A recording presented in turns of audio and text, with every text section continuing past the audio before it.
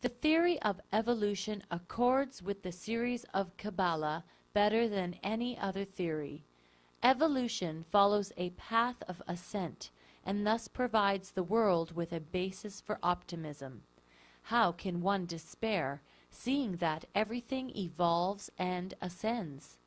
When we penetrate the inner nature of evolution, we find divinity illuminated in perfect clarity. Ein Sof generates, actualizes potential infinity. The concept of evolution did not originate with Charles Darwin.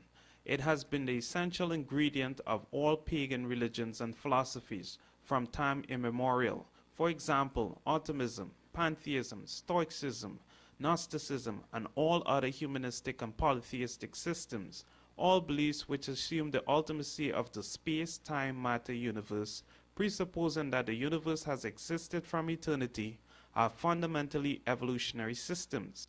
The cosmos, with its innate laws and forces, is the only ultimate reality. From this perspective, it becomes obvious that most of the great world religions, Buddhism, Confucianism, Taoism, Hinduism, animism, are based on evolution. This is attested to in two books which have left an indelible mark upon the occult. It will be an easy task to show that the cosmogonical legends all over the world are based on a knowledge by the ancients of those sciences which have allied themselves in our days in support of the doctrine of evolution, and that further research may demonstrate that those ancients were far better acquainted with the fact of evolution itself, embracing both its physical and spiritual aspects, than we are now.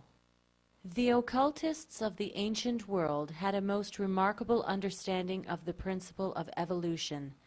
They recognized all life as being in various stages of becoming. They believed that grains of sand were in the process of becoming human.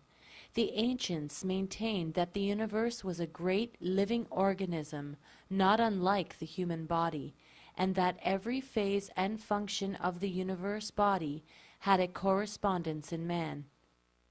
This New Age Babylonian religion is taught in our schools under the guise of evolution. Millennia before Charles Darwin, people in shamanic cultures were convinced that humans and animals were related. Judging from the material that we have, the Babylonians seem to have believed in a kind of evolution, for they evidently regarded the first creative powers, the watery waste and the abyss, as the rude and barbaric beginnings of things, the divine powers produced from these first principles. When the West brought Darwin's pseudo-beliefs to India, it gave credence to their worship of the monkey god Hanuman. In gratitude for this important finding, so unexpectedly confirming their ancient legend, they very nearly promote philologists to the rank of the gods. Darwin climaxed this whole subject. With the spread of Western education and scientific literature in India, the people became more than ever convinced that we are the descendants of their Hanuman, monkey god. Once that science, in the person of Darwin, supports the wisdom of the Aryans, there is nothing left for us to do but to submit. And, surely, it is better to have Hanuman, the poet, the hero and the god, for a forefather, than some other monkey. According to Hindu cosmology, the origin of all things was a vast expanding centrifugal force or explosion, which today we call the Big Bang. The principle of this explosion that gives birth to the world is called Shiva. The Big Bang theory of modern scientists is strikingly similar to the way some Jewish mystics describe the creation. For if the Big Bang theory is accurate, scientists may be confirming the creation myths of the Jewish and Hindu mystics. Just as science has confirmed the ideas behind Jewish and Hindu creation myths, so it has lent credibility to other statements Jewish mystics have made about the universe. While the groundwork was laid to persuade people that evolution was a science, the world of the occult was being hardened in their midst. Added to the equation of evolution was the notion that if we had evolved from matter to human, then the last stage is from human to being a god. Once this lie had gained acceptance, the time was ripe for Lucifer's genesis of lies: "Ye shall evolve and be as gods." Everybody from Jesus Christ to Adolf Hitler would be seen as someone who we can identify with because we are all one. I think that certainly there is every potential for all of us as spiritual beings to merge as one. We've mastered the evolution of the physical body.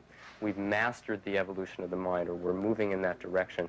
So we're coming to a time where we're using this perfected, quasi-perfected body, this opening and perfecting mind, to access the true perfection of the universe, which is the spiritual dimension. And that's, I think, our purpose on earth. And I think we're understanding that. It's to make ourselves whole, to become one with ourselves, and then to realize our godhood. And I believe that everyone has Christ consciousness within themselves, and all they need to do is go inside and realize that and bring it forward and be that Christ consciousness. This, the evolution of man into Superman, was always the purpose of the ancient mysteries. Man, who has sprung from the earth and developed through the lower kingdoms of nature to his present rational state, has yet to complete his evolution by becoming a godlike being and unifying his conscience with the omniscient. While natural selection does not adequately describe the inner development of humans, especially since it has been interpreted materially, yet evolution is not just a scientific theory of the development of life forms, but a great cosmic principle describing the development of consciousness.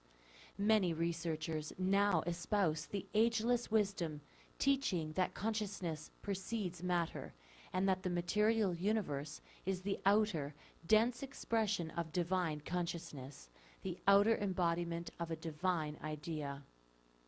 Darwin was a pawn in the game of Satan to erode people's confidence in the Bible. All the previous religions we have mentioned that have similarities with the theory of evolution also have parallel beliefs with the Kabbalah. This is why the liberal Kabbalists romanticize evolution in their publications.